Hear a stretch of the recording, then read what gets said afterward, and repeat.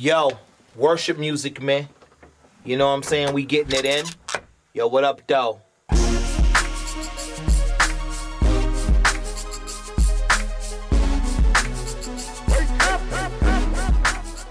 Like I say on the beginning, you know, put out the view that we all know how to worship. It's about who we're worshiping.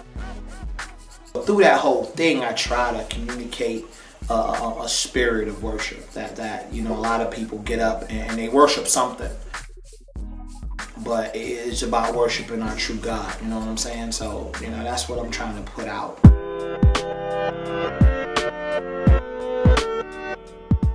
I don't think we should try to balance. I think there's a love I have for Christ, who's my Savior, you know. And then I gotta look at that I love hip hop too.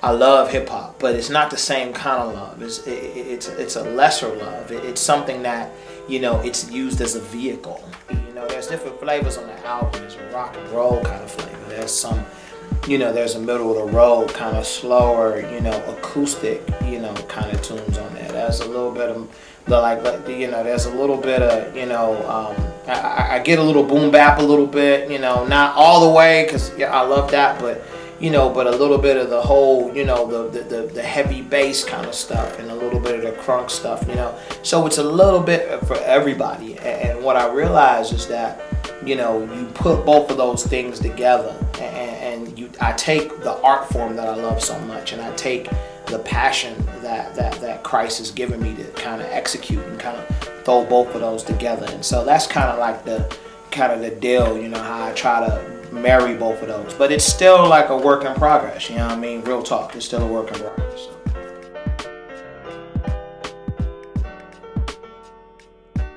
The rock hymns, you would listen to the rock hymn, and you listen to some of these, you know, of course, like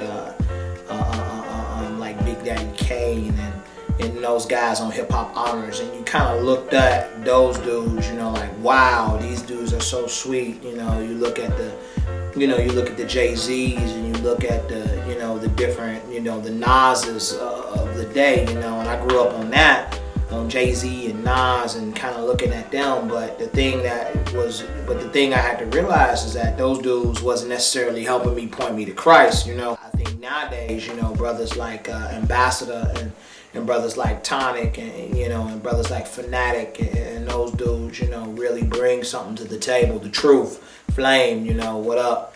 And you know, just kind of them dudes, you know, kind of bring something to the table now that's a lot more Christ-centered.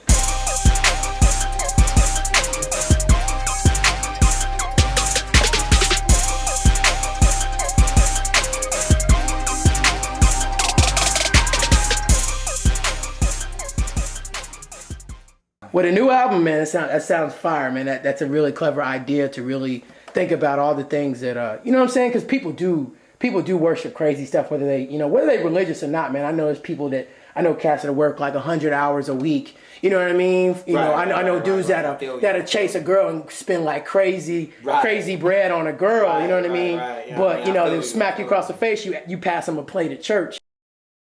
You know, that's about all we have. I know you got a busy schedule. You got wifey to get back to. I appreciate it, bro. And I appreciate you just, you know what I'm saying, showing me love, man. Shout out to Sweatshop, yo.